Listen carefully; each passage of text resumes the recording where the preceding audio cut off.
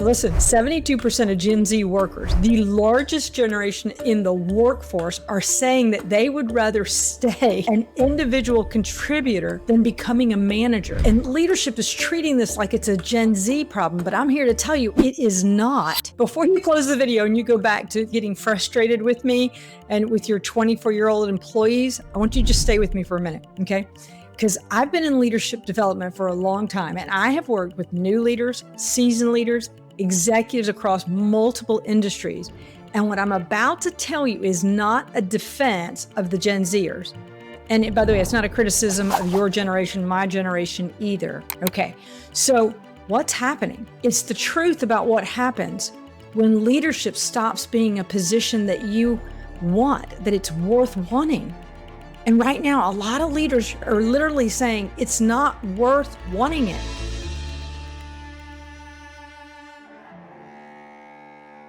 So Gen Z entered the workforce right around, 2020? Some maybe even earlier, and some, by the way, were right in the middle of it. And the first thing they saw was that their managers had no idea what to do. And COVID, of course, was unprecedented. But what Gen Zers witnessed in real time, up close, were managers being asked to lead people through complete chaos with zero training. I want you to think about that for just a moment. When I say zero training, zero support, zero roadmap, unprecedented times. And they watched managers pivot to remote work overnight. And they watched those same managers fumble through Zoom calls, trying to hold their teams together through all these furloughs and the fear and the isolation. And a lot of these managers, they did some heroic work. But here's what Gen Z also watched. They're watching those same managers trying to bring their teams back together. And I want to be super clear about this. A lot of those managers, they genuinely wanted it as well. And I'm one of them. But what was different between me and them? I was a trained leader. Those managers trying to get their teams back into the office, back into being together. And the second these managers started pushing for it, they got hit from, I'm telling you, both sides. From their employees pushing back, executives pushing down even harder, and the manager standing right in the middle of a tug of war. And they didn't even have a rope of their own. They didn't make policy, they didn't set the standards, they didn't set the requirements, and they had to live right in the middle of the fallout. Stressed, stuck, and completely alone in the middle. I want you to think about that for a moment. And then this is the part that really landed. They were watching these managers get laid off, or maybe even quietly reassigned, or maybe replaced with the process, or maybe even a tool. So when somebody asks a Gen Z worker today, hey, do you want to be a manager? And they say no, I want you to understand that's not laziness and that's not entitled. That's somebody who is paying attention. The data, by the way, that is out right now is striking. 72% of Gen Z workers, nearly 3 out of 4, say they would rather be an individual contributor than step into a management role. Can you blame them? They're not rejecting work, by the way, and they're not rejecting success. They're rejecting a specific version of leadership that they have watched that costs people everything. So now here's where it gets really interesting. Researchers have asked Gen Z why they're saying no to management. And the top answers were stress, lack of autonomy, and poor work-life balance. I want you to think about those 3 things for just a minute. Stress, lack of autonomy, poor work-life balance? So wait a second. Those aren't symptoms of leadership. Those are symptoms of bad leadership, of leadership just totally gone wrong. This is about companies that have put people into management roles without developing them and with no support and with no real investment in who they're becoming as a leader. The Gen Z, I don't believe they have a problem with leadership. I think they have a problem with what they've seen leadership look like in every practice. So here's what I want every CEO and every executive that's listening to me right now, because here's the thing nobody's talking about. The actual crisis isn't that Gen Z won't step up. The actual crisis is what happens to organizations when leadership pipelines dry up. What are you going to do? Gen Z is now 30% of the workforce. They have officially surpassed the baby boomers. And if 72% of them are opting out of management tracks, your leadership bench is in trouble. Not in 5 years, right now. So what do most companies do? I'm seeing it all the time. They double down on incentives. They're going to give a better title. They're going to give more money. They're going to give more perks. They're going to say, just take the job. And that is exactly the wrong answer. Because you cannot compensate someone into becoming a leader they've never been shown how to. I want you to think about that for a minute. You can't motivate someone out of fear, right? The real examples in front of them are terrible.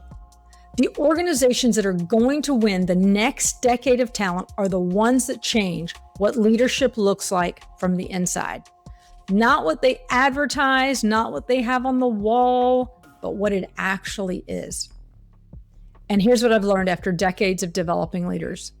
The best leaders I know, the ones who build cultures that people want to stay in, the ones whose team actually perform, the ones who develop more leaders beneath them, they don't manage people, they grow them. Now, let me just be very frank. That sounds simple. It is not easy. There's a fundamental difference between a manager and a leader, right? You guys probably know this, right? A manager coordinates tasks. A leader develops humans. A manager holds people accountable to a number. A leader connects people to a reason. A manager enforces culture. A leader creates it. And most of what Gen Z has watched, it's the burnout, the squeeze, the getting laid off after years of loyalty. That wasn't leadership. That was management. Literally transactional, top-down, compliance-based management. If you're listening to me, you must know that transformational leadership looks completely different. And when Gen Z sees it, and I really see it, they will respond to it because what they want out of their careers is actually very aligned with what transformational leadership produces. Autonomy, purpose, growth, real impact. They are not asking for less. They are asking for better.